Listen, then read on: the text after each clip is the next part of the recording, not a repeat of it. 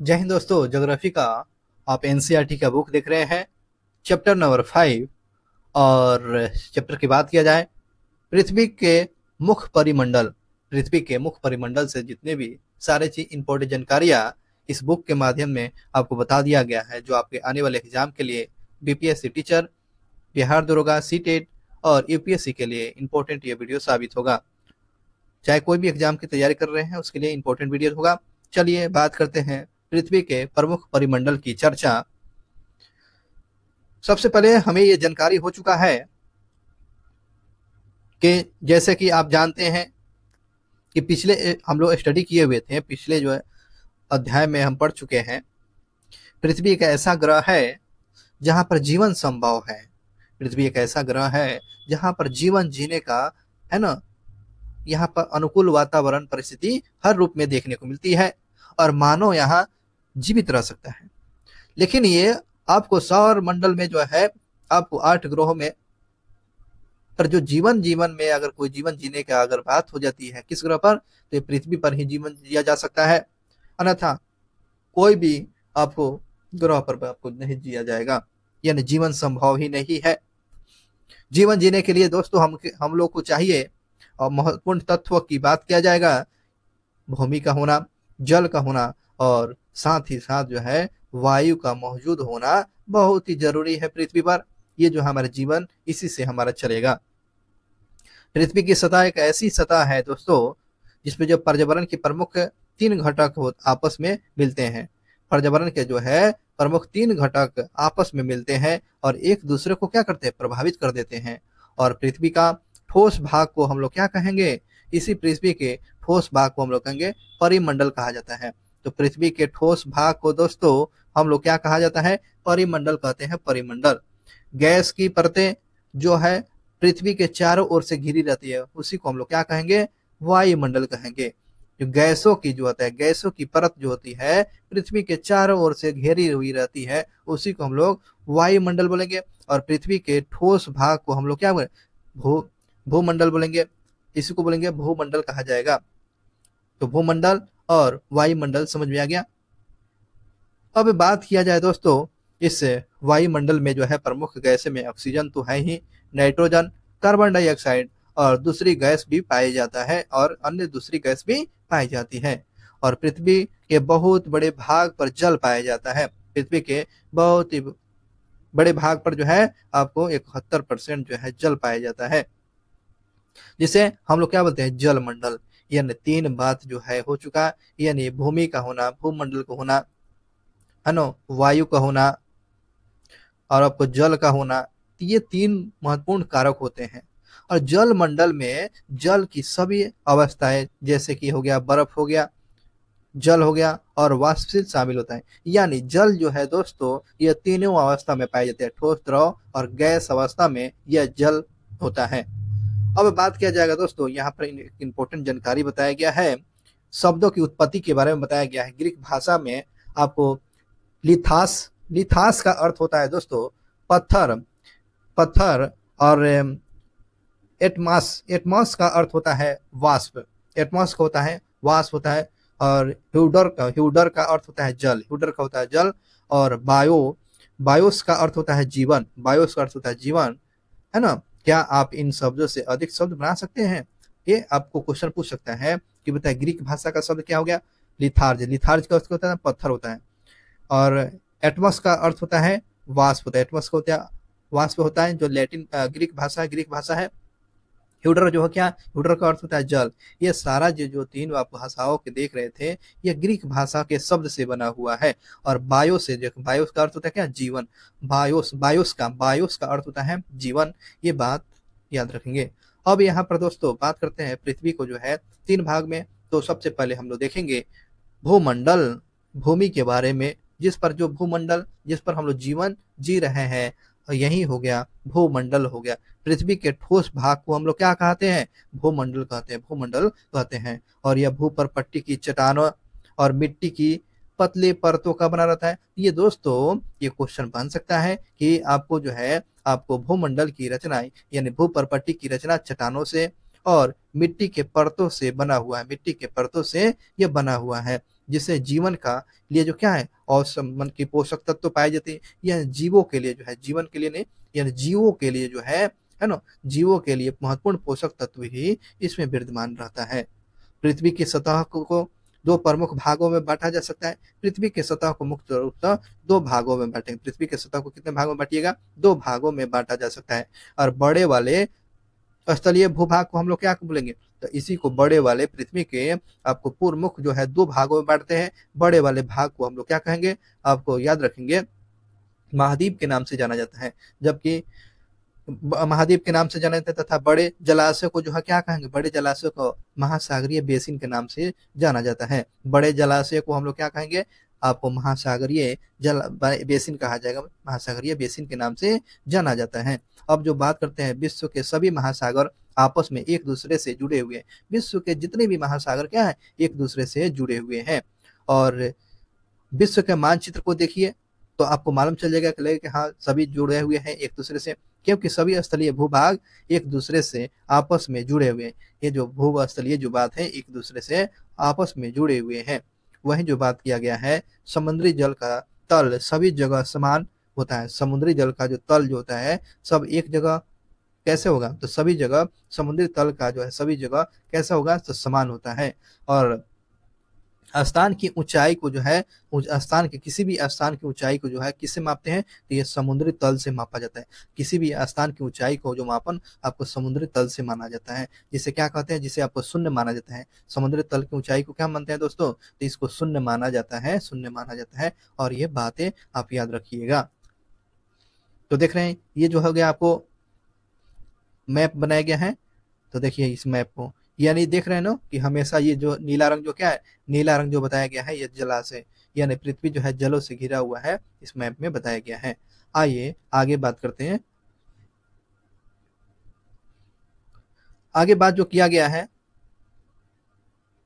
विश्व का जो है, विश्व का सबसे ऊंचा माउंट एवरेस्ट जो है समुद्र तल से कितना मीटर ऊंचाई पर है? 8,848 मीटर जो है ऊंचाई पर है। कहीं कहीं 8,850 देता है, तो ये बात आपको कहीं 50 दिया होगा तो कंफ्यूजन की स्थिति नहीं बनना है। और लेकिन एनसीईआरटी 8,848 बता रहा है। और विश्व का सबसे गहरा अगर भाग पूछेगा, सबसे गहरा पूछेगा, तो सबसे गहरा प्रशांत महासागर का मैरियाना गर्त होता है। मैरियाना गर्त होता है। तो ये मैरियाना गर्त जो है सबसे गहरा है। किस महासागर में? तो प्रशांत महासागर में मैरियाना गर्त है, जिसकी गहराई की बात करते हैं 11,022। ये कोड की तरह याद रखिए, 11,022 मीटर की गहराई पर जो है ये विश्व का सबसे गहरा भाग प्रशांत महासागर का मैरियाना गर्त 11,022 मीटर की गहराई पर है। क्या आपने कभी कल्पना किया है कि समुद्र की गहराई पृथ्वी की सबसे ऊंचे भाग से इतनी अधिक क्यों हो सकता है? तो ये थोड़ा समझने वाली बात थी। अब देखो सबसे बड़ी बात यहाँ पर गहराई की बात है। समुद्र की गहराई किसे मापा जाता है? फैदोमीटर, फैदोमीटर से, फैदोमीटर से मापा जाता है। समुद्र की गहराई किसे? फैदोमीटर से मापा जाता है। अब यहाँ की बात किया जाएगा दोस्तों, महाद्वीप क्या होता है? आइए बात करते हैं। पृथ्वी पर 7 महाद्वीप है। पृथ्वी पर कितने महाद्वीप है? तो यह 7 महाद्वीप है। महाद्वीप की संख्या क्या गया? 7 हो गया। और ये जो विस्तृत जो है जलाशय के द्वारा जो है एक दूसरे से अलग हो गया, एक दूसरे से अलग हो गया। जैसे कि आप जानते हैं एशिया महाद्वीप हो गया, यूरोप हो गया, अफ्रीका हो गया, उत्तरी अमेरिका हो गया, दक्षिणी अमेरिका हो गया, ऑस्ट्रेलिया हो गया और अंटार्कटिका। इस प्रकार जो है 7 महादेश, 7 महाद्वीप जो है 7 महाद्वीप है। 7 महाद्वीप जो हो गया कौन कौन? एशिया, यूरोप, अफ्रीका, उत्तरी अमेरिका, दक्षिणी अमेरिका और ऑस्ट्रेलिया और आपको अंटार्कटिका है। तो इन सभी में सबसे बड़ा कौन हो गया? तो ये आप याद रखेंगे एशिया हो गया ना, एशिया हो गया, एशिया सबसे हो गया। अब सबसे छोटा पूछेगा तो ऑस्ट्रेलिया हो गया, ऑस्ट्रेलिया हो गया। आइए बात करते हैं दोस्तों, विश्व के मानचित्र को देखिए और ध्यान दीजिए कि स्थान का बहुत ही बड़ा भाग जो है उत्तरी गोलार्ध में पाया जाता है। ये जो है स्थान का सबसे बड़ी भाग जो है किस गोलार्ध में? तो उत्तरी गोलार्ध में सबसे बड़ा भाग पाया जाता है, उत्तरी गोलार्ध में पाया जाता है। अब जो बात किया गया है दोस्तों, एशिया जो है विश्व का सबसे बड़ा महाद्वीप है। एशिया जो है दोस्तों विश्व का सबसे बड़ा महाद्वीप जो है, और यह पृथ्वी के कुल क्षेत्रफल के एक तिहाई भाग पर फैला हुआ है। तो एशिया महाद्वीप जो विश्व का सबसे बड़ा भाग है, और क्षेत्रफल की दृष्टि से अगर फैलाव की दृष्टि से एक तिहाई पर यह फैला हुआ है, ये बात याद रखेंगे। और यह महाद्वीप जो है पूर्वी गोलार्ध में स्थित है, यानी एशिया महाद्वीप जो है किस गोलार्ध में है, ये पूर्वी गोलार्ध में है, पूर्वी गोलार्ध में है। इस बात को हमेशा याद रखेंगे। एशिया महाद्वीप से किस गोलार्ध में स्थित है, तो ये पूर्वी गोलार्ध में है दोस्तों। कर्क रेखा इस गोलार्ध से होकर गुजरता है। तो आपको क्वेश्चन पूछ लेगा कि बताइए कर्क रेखा किस गोलार्ध से होकर गुजरता है, तो आपको एशिया महाद्वीप से होकर गुजरता है। कर्क रेखा एशिया महाद्वीप से होकर गुजरता है। एशिया के पश्चिम में कौन सा पर्वत, तो एशिया के पश्चिम में जो है यूराल पर्वत। एशिया के पश्चिम में पूछेगा पर्वत कौन है, तो यूराल पर्वत जो है जिसे यूरोप को अलग करने का काम करती है। तो आपको एशिया और यूरोप को अलग करने वाला कौन सा पर्वत हो गया, यही आपको यूराल पर्वत जो है, एशिया और यूरोप को अलग करने वाला पर्वत का नाम यूराल पर्वत जो है पश्चिम में है। और आपको पूर्वी गोलार्ध में जो है कौन है, तो एशिया है। और सबसे बड़ा विश्व का सबसे बड़ा महाद्वीप एशिया है। एशिया जो है क्षेत्रफल का जो है एक तिहाई भाग पर फैला हुआ है। आइए बात करते हैं एशिया और यूरोप के जो संयुक्त जो है भूभाग को हम लोग क्या कहते हैं, यूरेशिया कहते हैं। एशिया और आपको यूरोप के भूभाग को हम लोग क्या बोलते हैं, यूरेशिया के नाम से बोलते हैं, यानी यूरोप प्लस एशिया कहा जाता है, यूरेशिया। यानी कहने का मतलब ये हो गया एशिया और यूरोप के जो भूभाग को हम लोग क्या कहेंगे, यूरेशिया कहेंगे, यूरेशिया कहा जाएगा। अब यहाँ की बात करते हैं यूरोप की बात। एशिया जो है, यूरोप एशिया का सबसे छोटा, यूरोप जो हो गया एशिया में सबसे छोटा। और आपको महाद्वीप जो है एशिया के पश्चिम में स्थित है, एशिया के पश्चिम में स्थित है। अंटार्कटिका ब्रिज से होकर गुजरता है, अंटार्कटिका ब्रिज से होकर गुजरता है। और यह तीन तरफ से जो जल से घिरा हुआ है, तीन तरफ से कैसे घिरा हुआ है, तो जल से घिरा हुआ है। और विश्व के मानचित्र को देखिए और इसकी स्थिति का पता लगाइए, इस चीज को पता लगाइए। अब बात करते हैं यूरोप की, अब बात करते हैं यूरोप के बाद अफ्रीका की बात करते हैं। अफ्रीका एशिया के बाद जो है विश्व का ये दूसरा सबसे बड़ा है। एशिया का जो सबसे अगर बात किया जाएगा, ये जो है दूसरा सबसे बड़ा हो गया अफ्रीका। और ये विषुवत वृत्त से जो है, विषुवत वृत्त ये आपको जो है 0 डिग्री अक्षांश रेखा इस महाद्वीप के जो है लगभग मध्य से होकर गुजरता है। यानी कहने का मतलब ये हुआ दोस्तों, क्वेश्चन पूछेगा कि किस महाद्वीप से जो है विषुवत वृत्त यानी 0 डिग्री अक्षांश रेखा होकर बीचों बीच गुजरता है, तो आपको याद रखेगा अफ्रीका महाद्वीप से होकर गुजरता है। अफ्रीका का बहुत ही बड़ा भाग जो है उत्तरी गोलार्ध में स्थित है। तो याद रखिएगा ये जो है अफ्रीका का सबसे बड़ी भाग जो है किस गोलार्ध में स्थित है, तो ये आपको उत्तरी गोलार्ध में स्थित है। अफ्रीका का बहुत ही बड़ा भाग किस गोलार्ध में, ये आपको उत्तरी गोलार्ध में अवस्थित है। आइए देख पाएंगे कि यही एक ऐसा महाद्वीप जो है दोस्तों जहां से कर्क रेखा, विषुवत रेखा और मकर रेखा तीनों रेखा गुजरता है। तो ये क्वेश्चन आपसे पूछता है कि कर्क रेखा, विषुवत रेखा और मकर रेखा किस महाद्वीप से होकर गुजरता है, तो एशिया महाद्वीप से होकर गुजरता है। यानी तीनों रेखाओं किससे गुजरता है, ये अफ्रीका से होकर गुजरता है। और अफ्रीका में आपको जो है, अफ्रीका में ही है आपको एशिया सहारा जो है, सहारा का रेगिस्तान जो है विश्व का सबसे बड़ा गर्म वाला स्थान जो है, ये जो है सहारा जो है रेगिस्तान विश्व का सबसे गर्म वाला जो है रेगिस्तान है, जो कि जो है अफ्रीका में ही स्थित है। एशिया जो है, एशिया का सबसे बड़ा जो है गर्म वाला स्थान जो है सहारा मरुस्थल जो है आपको अफ्रीका में ही देखने को मिलता है। और यह महाद्वीप चारों ओर से जो है, चारों तरफ से जो समुद्रों और महासागरों से घिरा हुआ है। यानी आपको अफ्रीका की बात करते हैं, अफ्रीका जो हो गया आपको चारों तरफ जो है समुद्र और महासागरों से घिरा हुआ है। और मानचित्र को देखने के बाद आपको मालूम चल जाएगा। आप देख पाएंगे कि विश्व की सबसे बड़ी नदी जो है नील नदी जो अफ्रीका में बहती है, विश्व की सबसे बड़ी नदी जो है नील नदी, ये आपको अफ्रीका में ही से होकर गुजरती है। अफ्रीका का मानचित्र को देखने के बाद आपको मालूम चलेगा कैसे गुजर रही है। तो नील नदी विश्व की सबसे बड़ी लंबी नदी है जो अफ्रीका से होकर गुजरती है। और साथ ही साथ मकर रेखा और जो है कर्क रेखा, मकर रेखा और विषुवत वृत्त जो है किन किन भागों से होकर गुजरता है, तो ये बात आप भी देख सकेंगे कि किस किस से होकर गुजरता है। यानी यह स्पष्ट हो जाए, यानी तीनों रेखा कर्क रेखा, मकर रेखा, ये अफ्रीका से होकर गुजरता है। अफ्रीका में आपको विश्व का सबसे गर्म स्थान जो आपको सहारा, इसी में पाया जाता है। और बात किया जाए दोस्तों, यह नील नदी जो है विश्व का सबसे लंबी नदी जो है ये अफ्रीका में पाया जाता है। तो अफ्रीका से इतना सारा चीज क्वेश्चन दिया गया था, इस बात को याद रखना जरूरी है।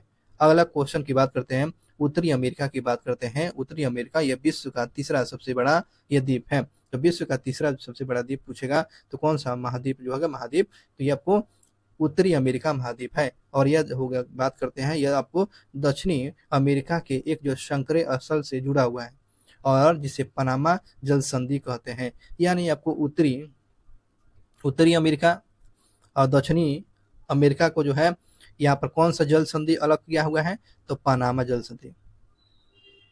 पनामा जल संधि, ये आपको जो है पनामा जल संधि जो है अलग किया है, यानी उत्तरी अमेरिका और आपको दक्षिणी अमेरिका को जो है अलग कर दिया है कौन, तो यही पनामा जल संधि अलग किया है। तो पनामा जल संधि किन दो महाद्वीपों को अलग किया है, तो आपको उत्तरी और आपको दक्षिणी आपको अमेरिका को अलग किया है। तो इस बात को याद रखिएगा। अब अलग करता है, अब यहाँ पर थोड़ा सा समझना जरूरी है। कहा जाता है और आपको यह जो है महाद्वीप पूरी तरह से जो है उत्तरी और आपको पश्चिमी गोलार्ध में स्थित है। यानी उत्तरी अमेरिका जो है आपको पूरी तरह से उत्तरी और पश्चिमी गोलार्ध में अवस्थित है। और को ये जो है महाद्वीप जो तीन महासागरों से होकर गिरा हुआ है। आप इन महासागरों का नाम बता सकते हैं। आइए बात करते हैं, इस चीज को थोड़ा सा जानने की जरूरी है। देखिए यहाँ पर इस मैप में बताने का प्रयास किया गया है। देखिए इस मैप को देखना जरूरी है। आइए बात करते हैं यहाँ पर क्या बताया गया। जल संधि, जल संधि के बारे में बता रहा है कि स्थान का जो है, स्थान का एक संकरा भाग होता है, दो बड़े स्थलीय भाग को एक दूसरे को जोड़ने के काम ये जल संधि हो गया। इसमें आपको उत्तरी अमेरिका हो गया, आपको जो दक्षिणी अमेरिका, और ये हो गया जल संधि। यहीं पर पनामा जल संधि है, ये हो गया कौन, पनामा जल संधि हो गया। जल संधि क्या होता है, पानी का संकरा भाग, दिख रहे हैं ना, पानी का सकरा भाग, ये हो गया जल संधि, देख रहे हैं ना, पानी का सकरा भाग। यानी पानी का सकरा भाग होता है, दो बड़ी जल संधि जैसे समुद्री तथा महासागरों को एक दूसरे को जोड़ने के काम करती है। उसी प्रकार जो है भारत और श्रीलंका के बीच जो है जल संधि हो जाएगा, पाक जल संधि हो गया। देखो यहाँ पर बात करते हैं, ये हो गया पाक जल संधि, ये देख रहे हैं ना पाक जल संधि, ये हो गया आपको पाक जल संधि। आशा करते हैं समझ में आएगा। अब यहाँ की बात करते हैं, अगला टॉपिक की बात है कि दक्षिणी अमेरिका का अधिकांश भाग, दक्षिणी अमेरिका के बारे में देख रहे हैं। दक्षिणी अमेरिका का जो है अधिकांश भाग दक्षिणी गोलार्ध में स्थित है और इसके पूर्व और पश्चिम में वह कौन सा दो महासागर स्थित है।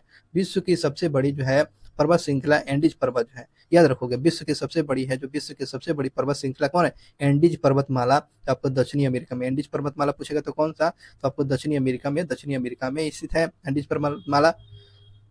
अब जो है ये बात किया गया है, एंडीज पर्वतमाला दक्षिणी अमेरिका में फैला हुआ है। दक्षिणी अमेरिका में जो है विश्व की सबसे बड़ी जो नदी जो है अमेजन नदी बहती है।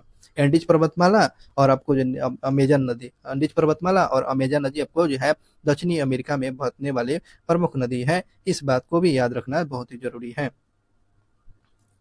आइए बात करते हैं, अगला क्वेश्चन की बात करते हैं। यहाँ पर बता रहा है ऑस्ट्रेलिया के बाद विश्व का सबसे जो छोटा महाद्वीप जो है ऑस्ट्रेलिया, विश्व का सबसे छोटा महाद्वीप पूछेगा तो ऑस्ट्रेलिया याद रखेगा, जो पूरी तरह से जो है दक्षिणी गोलार्ध में स्थित है। तो ऑस्ट्रेलिया किस गोलार्ध में, पूरी तरह से दक्षिणी गोलार्ध में स्थित जो है कौन सा हो गया, ऑस्ट्रेलिया हो गया, ऑस्ट्रेलिया महाद्वीप हो गया। और ये जो है चारों तरफ से महासागरों और आपको समुद्रों से घिरा हुआ है। ये चारों तरफ से महासागरों और समुद्रों से ऑस्ट्रेलिया घिरा हुआ है और इसे द्वीपीय महाद्वीप बोलते हैं, द्वीपीय महाद्वीप बोलते हैं। तो ये द्वीपीय महाद्वीप के नाम से किस आपको महाद्वीप को बोलते हैं, तो आपको ऑस्ट्रेलिया को बोलते हैं, सबसे छोटा ऑस्ट्रेलिया, और आपको जो है समुद्रों और आपको जो है महासागरों से घिरा हुआ है, इसलिए आपको द्वीपीय महाद्वीप के नाम से कहा जाता है। तो ये हो गया ऑस्ट्रेलिया के बारे में। अब बात करते हैं दोस्तों, अब यहाँ से बात किया जाएगा अंटार्कटिका। ये बहुत ही बड़ा महाद्वीप है, ये बहुत ही बड़ा ही महाद्वीप है जो कि दक्षिणी गोलार्ध में स्थित है। अंटार्कटिका जो किस गोलार्ध में, दक्षिणी गोलार्ध में स्थित है। और दक्षिणी ध्रुव जो है इसी महाद्वीप पर इसे, यानी दक्षिणी पोल जो है, दक्षिणी पोल किस गोलार्ध पर है, आपको किस पर है, अंटार्कटिका पर है। किस महाद्वीप पर जो है आपको दक्षिणी गोलार्ध जो है दक्षिणी ध्रुव है, दक्षिणी ध्रुव अंटार्कटिका महाद्वीप पर स्थित है। चूंकि यह जो है दक्षिणी ध्रुव क्षेत्र पर स्थित है, दक्षिणी ध्रुव क्षेत्र पर स्थित है, इसलिए जो है यहाँ पर हमेशा जो है मोटी बर्फ की जो है चादरें पाई जाती है, मोटी बर्फ की जो है परतें पाई जाती है, चादरों से ढका हुआ है कौन, अंटार्कटिका। और यहाँ किसी भी प्रकार के अस्थायी में क्या होते हैं, यहाँ पर जो कोई निवासी लोग नहीं रहता, यानी यहाँ पर कोई लोग जीवन यहाँ पर जी नहीं सकता, यहाँ पर बर्फ ही बर्फ है।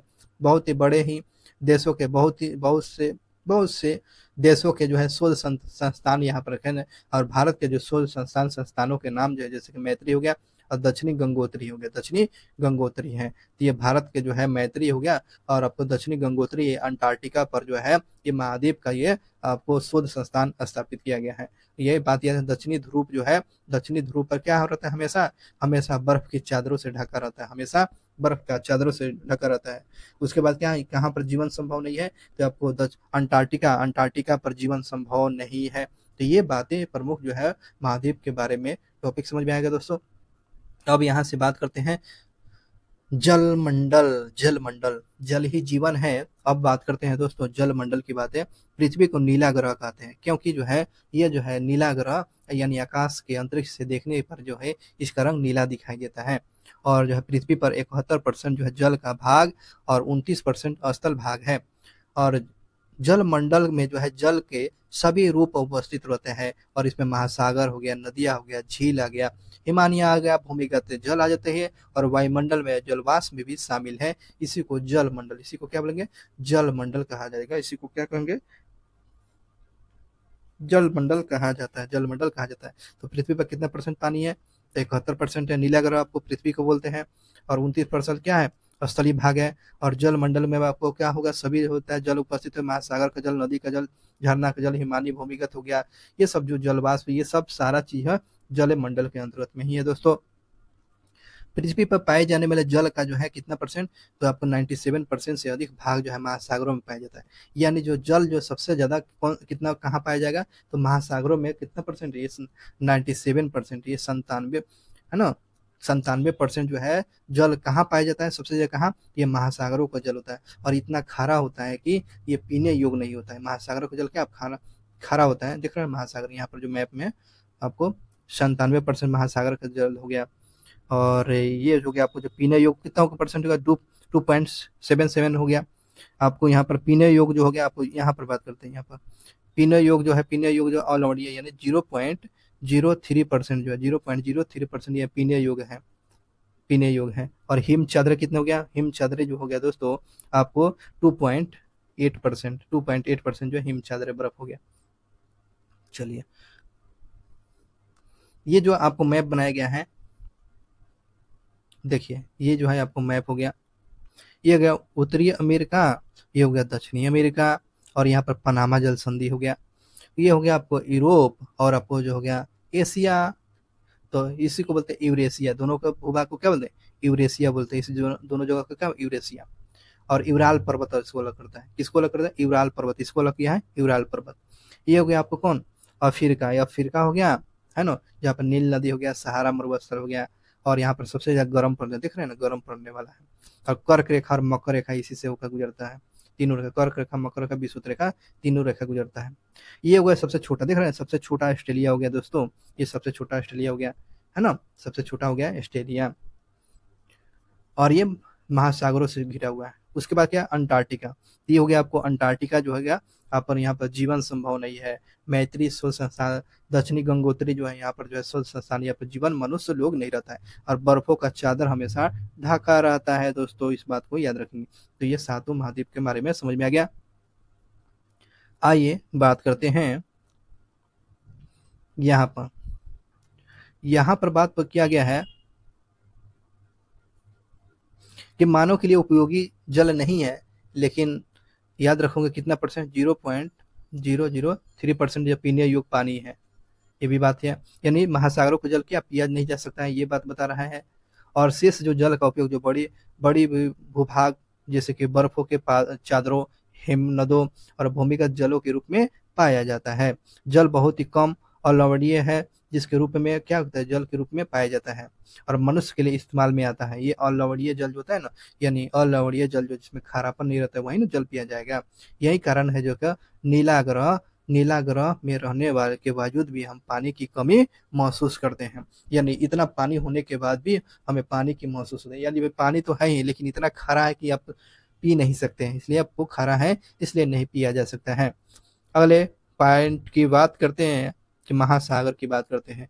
महासागर आपको जल मंडल के प्रमुख भाग है। महासागर क्या है दोस्तों, ये आपको जल मंडल का प्रमुख भाग है, और ये आपस में एक दूसरे को जुड़े हुए हैं।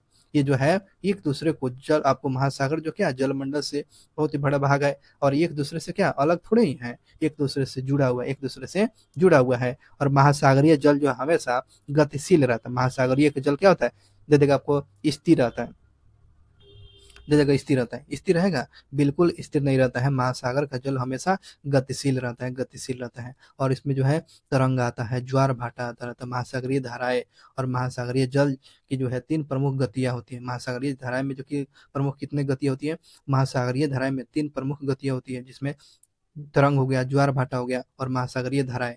ये महासागरीय जल धाराएं में प्रमुख गतियां होती है, ये जो गतिशील होती है हमेशा।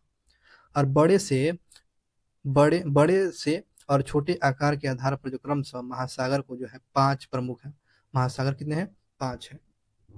महासागर कितने हैं, आपको महासागर 5 को, जिसमें प्रशांत महासागर, अटलांटिक महासागर, उसके बाद हिंद महासागर, और आपको दक्षिणी महासागर, आपको अंटार्कटिका महासागर जो आप याद रखेंगे। यानी 5 महासागर और महाद्वीप 7 महाद्वीप आपको 7। तो ये सबसे बड़ा पूछेगा तो प्रशांत महासागर, उसके बाद अंटार्कटिका हो गया, उसके बाद हिंद महासागर, दक्षिणी दक्षिणी महासागर हो गया, अंटार्कटिका हो गया, अंटार्कटिका सबसे छोटा हो गया। चलिए अब यहाँ की बात करते हैं। अब यहाँ की बात किया जाएगा बेलफास्ट। ये देखिए बेलफास्ट और डार्विन, ये समझने के बाद हम लोग समझ लेंगे।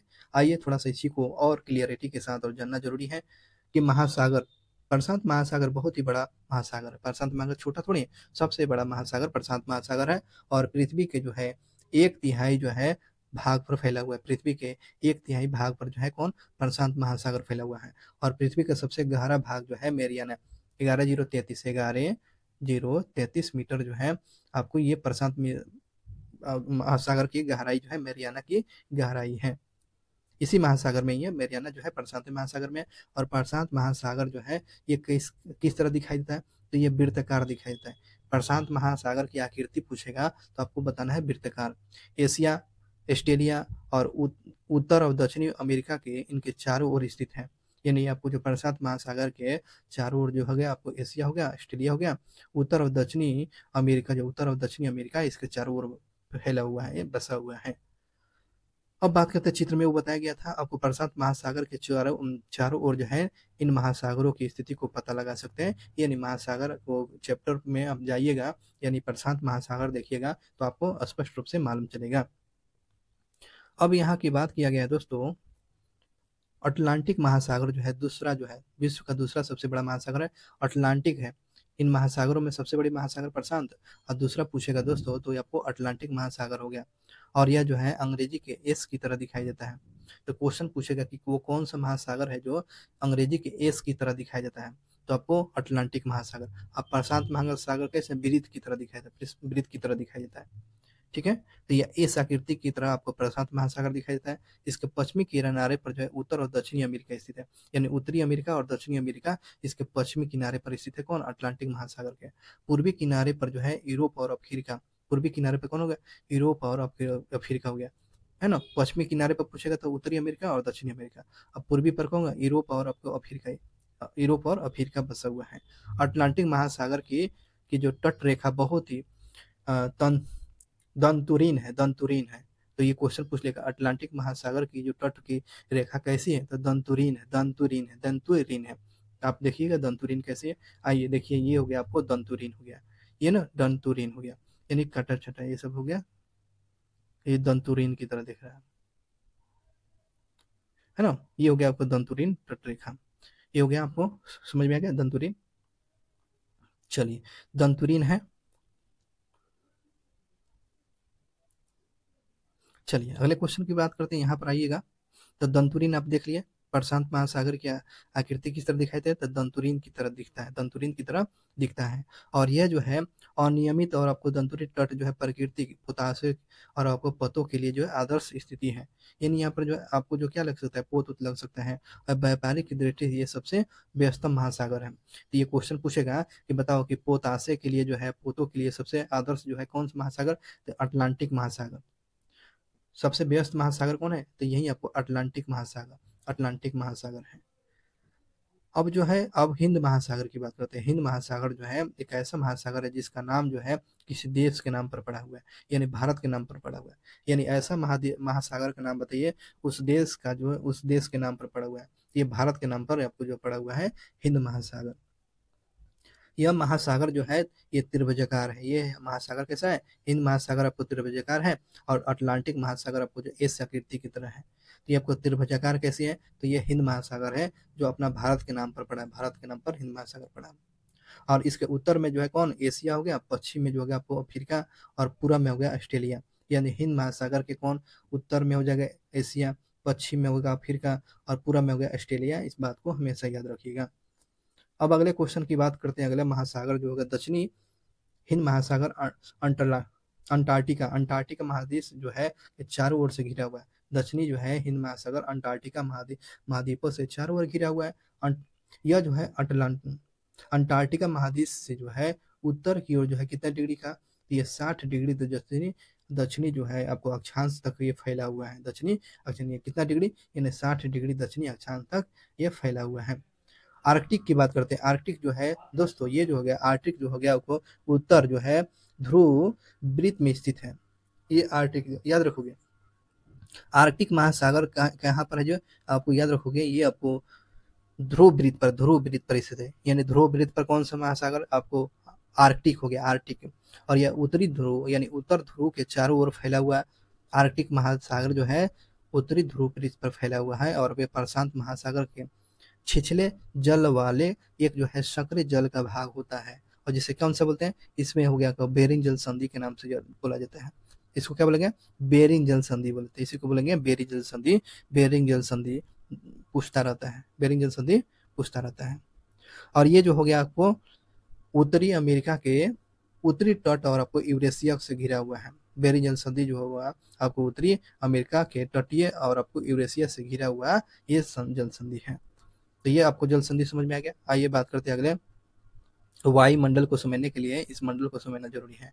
तो याद रखोगे बहिर्मंडल हो गया, अयन मंडल हो गया, मध्य मंडल हो गया, आपको समताप मंडल हो गया।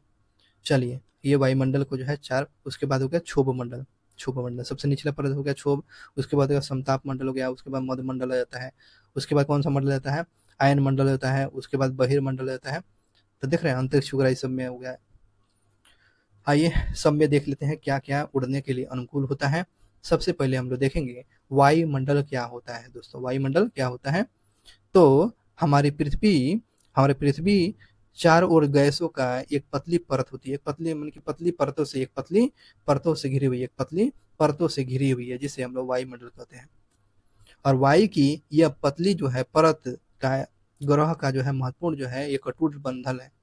ये वायुमंडल जो है ये अटूट बंधन है, एक दूसरे से अलग नहीं होता है। और यह हमें ऐसे वायु प्रदान करती है जिससे हम लोग सांस लेते हैं। और वह वायुमंडल जो है हम लोगों की जो है सूर्य की कुछ हानिकारक किरणों से बचाने के काम करती है। वायुमंडल क्या करती है? हमारे कुछ हानिकारक यानी जो है सूर्य से अल्ट्रावायलेट रे से बचाने का काम करती है। यही आपको वायुमंडल की अगर ऊंचाई पूछेगा तो वायुमंडल कितना किलोमीटर की ऊंचाई पर है? यानी 1600 किलोमीटर तक ये जो है आपको वायुमंडल का परत है। वायुमंडल का परत कितना? तो 1600 किलोमीटर तक फैला हुआ है वायुमंडल है। और वायुमंडल को उसके घटकों जैसे कि वायुमंडल के घटकों ताप तथा अन्य के आधार पर 5 परतों में बांटा गया है। वायुमंडल को जो कितने परतों में? तो आपको 5 परतों में बांटा गया है। आपको जो बताए हुए थे 5 परतों में जो है सबसे पहले पृथ्वी से शुरू हो जाता है। पृथ्वी से शुरू होने वाले कौन? क्षोभ मंडल, यानी पृथ्वी के सबसे निचला कौन? क्षोभ मंडल। उसके बाद समताप मंडल, मध्य मंडल, अयन मंडल और बहिर्मंडल। ये जो सबसे बाहरी मंडल पृथ्वी के सबसे बाहरी मंडल को क्या बोले? बहिर्मंडल। और पृथ्वी के अंदर पृथ्वी के जो है निचला मंडल को क्या बोलते हैं? क्षोभ मंडल। यह मौसम संबंधी घटनाएं होती हैं। आइए आगे बढ़ लेते हैं। अब देखिएगा इसमें बताया गया है वायुमंडल जो है ऑक्सीजन और नाइट्रोजन का बना रहता है। वायुमंडल किसका बना रहता है दोस्तों? ये ऑक्सीजन और नाइट्रोजन का बना रहता है, जो कि सिर्फ जो साफ और आपको शुष्क हवा का 99% भाग होता है। ये शुष्क मतलब कि ये साफ और शुष्क हवा का जो है 99% का ये भाग मतलब कि बना हुआ भाग होता है। और आयतन के अनुसार जो है नाइट्रोजन जो है आयतन के अनुसार जो बात की नाइट्रोजन आपको 78% और ऑक्सीजन कितने परसेंट? 21% जो है। दूसरी जो गैस जो है कार्बन डाइऑक्साइड, आर्गन आदि गैस है जिसकी मात्रा जो कितना परसेंट है, 1% की मात्रा है। यानी नाइट्रोजन पूछेगा कितना परसेंट, 78% हो गया, और ऑक्सीजन कितना परसेंट, 21%, कार्बन डाइऑक्साइड आपको आर्गन ये गैसें कितने हो गए, अन्य गैसें आपको 1% हो गया। ऑक्सीजन गैस जो है, ऑक्सीजन गैस सांस लेने के लिए आवश्यक होता है दोस्तों, जबकि नाइट्रोजन जो है प्राणियों की वृद्धि के लिए आवश्यक होता है। नाइट्रोजन की क्यों क्यों इंपॉर्टेंट है, यानी प्राणियों को वृद्धि के लिए कौन सा गैस की आवश्यकता हो चाहिए, तो प्राणियों की वृद्धि के लिए जो है आपको नाइट्रोजन चाहिए, नाइट्रोजन। कार्बन डाइऑक्साइड जो है यद्यपि बहुत ही मात्रा कम है, बहुत ही कम मात्रा में कार्बन डाइऑक्साइड क्या है, बहुत ही कम मात्रा में है, लेकिन जो है याद रखेंगे ये जो है यह पृथ्वी के द्वारा छोड़ी गई ऊष्मा को अवशोषित कर लेती है। ऊष्मा को क्या कर लेगी, अवशोषित कर लेती है, जिससे आपको जो पृथ्वी गर्म रहती है, जिसके वजह से क्या होती है, पृथ्वी गर्म हो रहती है, और यह जो पौधों की जो है वृद्धि के लिए आवश्यक है। ये कार्बन डाइऑक्साइड क्या करती है दोस्तों, पृथ्वी के द्वारा छोड़ी गई ऊष्मा और पृथ्वी के गर्म रहती है, जिसकी वजह से क्या होता है, पौधों की वृद्धि होती है, पौधों की वृद्धि होती है। पौधों के लिए क्या चाहिए, कार्बन डाइऑक्साइड ही नहीं चाहिए ना, मनुष्य के लिए ऑक्सीजन चाहिए। तो ऊंचाई के साथ की जो बात करते हैं, वायुमंडल के घनत्व में भी विभिन्नता आती रहती है। जैसे जैसे आप ऊपर जाइएगा तो क्या होती है, उसकी जो है विभिन्नता देखने को मिलेगी आपको, जो वायुमंडल की घनत्व अलग अलग होती है। और ये जो है घनत्व जो समुद्र तल से जो है सबसे अधिक होती है, ये समुद्र तल पर क्या होगी, सबसे अधिक होगी। तो वायु घनत्व क्वेश्चन पूछेगा, वायु का मंडल का जो घनत्व आपको जो है समुद्र तल पर क्या होगा, घनत्व सबसे अधिक होगा या कम, ये सबसे अधिक होता है। जैसे जैसे हम ऊपर जाते हैं, जैसे जैसे ऊपर से तेजी से जाएगा तो घटेगा। समुद्र तल पर वायु का घनत्व क्या होगा, ज्यादा होगा, और ऊपर जाने पर क्या होगा, घटता जाता है। तो ये बातें याद रखिएगा। और हम लोग जानते ही हैं दोस्तों कि पहाड़ों पर पर्वतारोही को जो है हवा का घनत्व की कमी होने के कारण जो है सांस लेने में कठिनाई होती है, और ऊंचाई पर जो सांस लेने के लिए जो है उन्हें अपने साथ ऑक्सीजन का सिलेंडर ले जाना पड़ता है। जैसे जैसे ये आपको जो वायुमंडल और आपको परिमंडल हो गया। देखिए इस मैप में देख लीजिए, वायुमंडल, स्थल मंडल, जल मंडल। जैसे जैसे हम जो है ऊपर जाते हैं तो क्या होगा, ऊपर जाने पर जो उसका तापमान घटता जाता है। तापमान क्या होगा, तापमान घटता जाता है। ऊपर जाने पर तो क्या होगा, तापमान घटेगा, ऑक्सीजन की मात्रा भी घटती जाती है। ऊपर जाने पर क्या होती है, तापमान घटती है, नीचे जाने पर क्या होता है, तापमान बढ़ता है। यानी वायुमंडल पृथ्वी पर दबाव डालती है, यानी वायुमंडल क्या करती है, दबाव डालती है, जगह छेकती है, और एक स्थान से दूसरे स्थान पर अलग अलग होती है। ये वायुमंडल एक स्थान से दूसरे स्थान पर क्या होती है, अलग अलग होता रहता है। कुछ क्षेत्रों में हमें अधिक दबाव महसूस होता है, जबकि कुछ क्षेत्रों में कम दबाव महसूस होता है, और इसी कम और अधिक दबाव को हम लोग क्या, वायु का उच्च दाब कहेंगे, और जहां पर निम्न दाब को प्रेशर होता है उसको निम्न दाब का प्रेशर कहा जाता है। और वायु गतिशील जो है वायु को हम लोग क्या कहते हैं, पवन कहते हैं। ये पवन क्वेश्चन पूछता रहता है, गतिशील वायु को क्या कहते हैं दोस्तों, पवन कहते हैं। गतिशील वायु को हम लोग पवन के नाम से जाना जाता है। तो वायुमंडल समझ में आ गया। आइए बात करते हैं यहाँ पर जीवमंडल। जीवमंडल हो गया, जीवमंडल स्थल यानी जल और हवा के बीच का एक सीमित भाग होता है। ये बीच का एक जो क्या होती है, एक सीमित भाग को हम लोग जीवमंडल कहते हैं।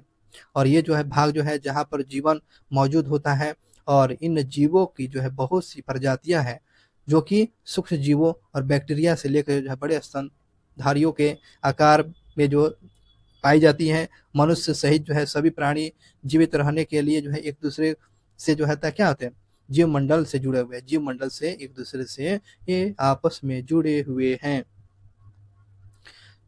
जीवमंडल एक प्राणियों के जो है मुख्य रूप से दो भाग में, यानी जंतु जगत और उसके बाद पादप जगत में बांट दिया गया है। जंतु जगत और पादप जगत में आपको जीवमंडल को बांट दिया गया है।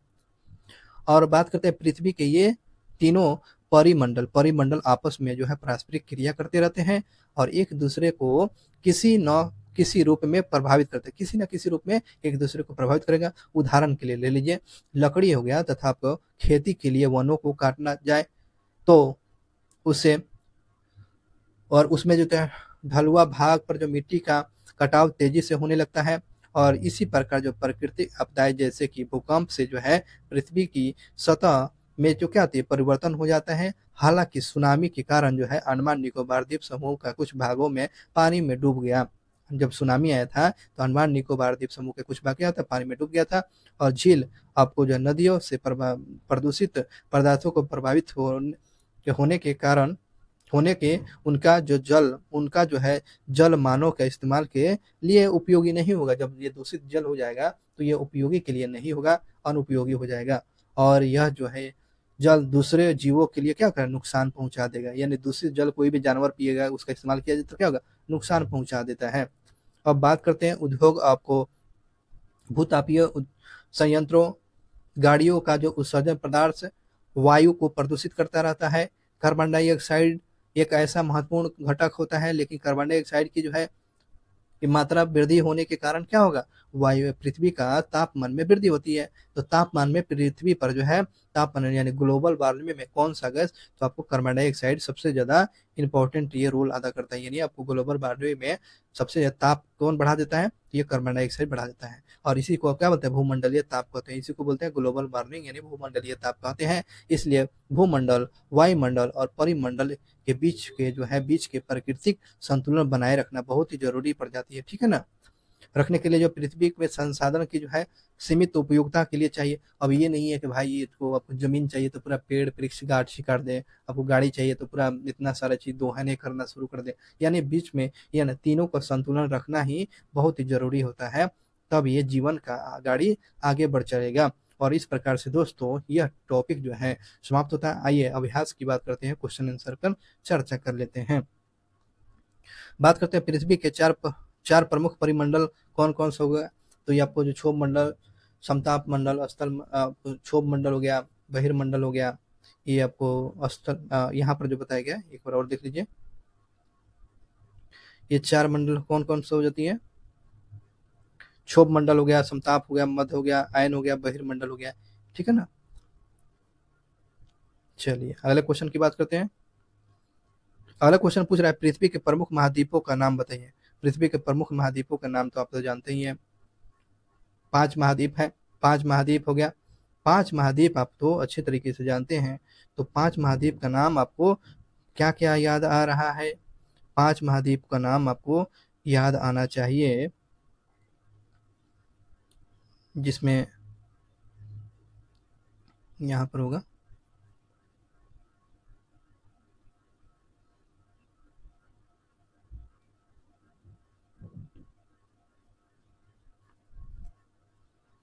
पांच महाद्वीप में बटा हुआ है।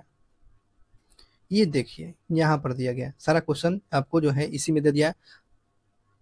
5 महासागर, 5 महासागर हो गया, प्रशांत महासागर, अटलांटिक महासागर, हिंद महासागर, दक्षिणी महासागर और आपको अटलांटिक महासागर, 5 महासागर।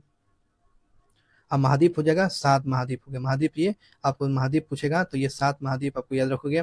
तो 7 महाद्वीप कौन कौन हो गया, उत्तरी अमेरिका हो गया, उसके बाद आपको यूरोप हो गया, एशिया हो गया, दक्षिणी अमेरिका हो गया, अफ्रीका हो गया, ऑस्ट्रेलिया हो गया, आपको अंटार्कटिका, ये 5 महादेश हो गया। तो ये बात समझ में आ गया। आगे बढ़ते हैं दोस्तों, अगला क्या बताया गया है, पृथ्वी के 5 महाद्वीप का नाम बताइए, प्रमुख 5 महाद्वीप का नाम बताना है, वो तो हो चुका है। तीसरे नंबर बता रहा है कि 2 द्वीपों का नाम बताइए जो पूरी तरह से जो दक्षिणी गोलार्ध में स्थित है।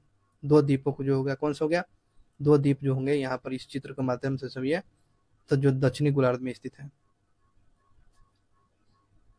दक्षिणी गोलार्ध में उत्तरी अमेरिका और दक्षिणी अमेरिका, है ना, ठीक है।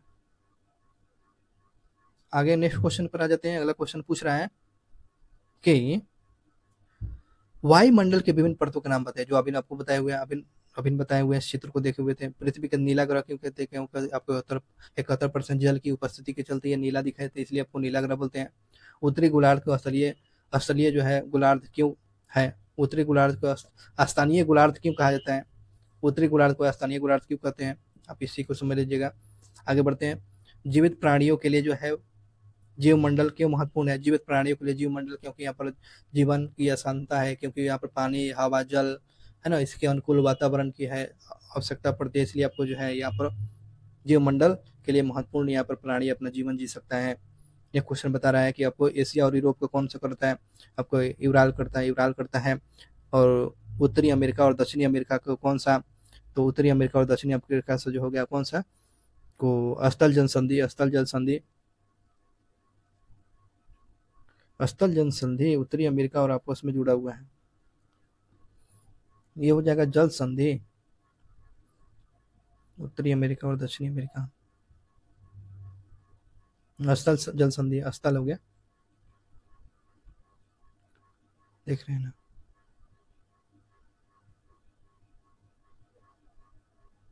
आइए नेक्स्ट क्वेश्चन की बात किया जाए। नेक्स्ट क्वेश्चन बता रहा है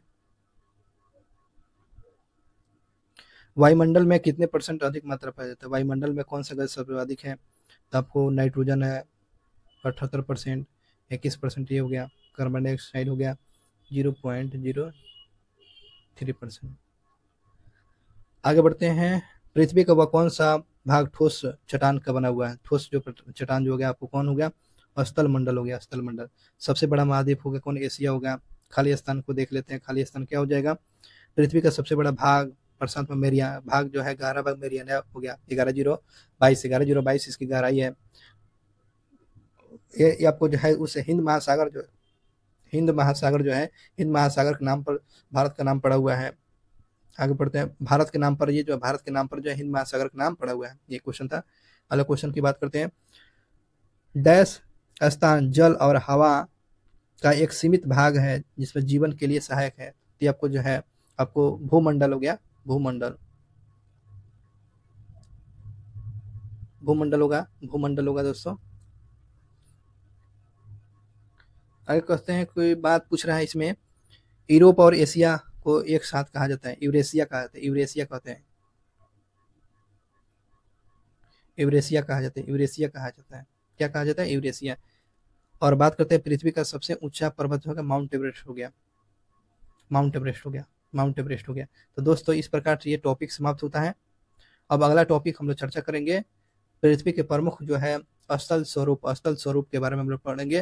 तो चैनल पर पहली बार जुड़ेंगे तो चैनल को सब्सक्राइब कर लेंगे ताकि इन्फॉर्मेशन वीडियो अब तक मिलता रहेगा।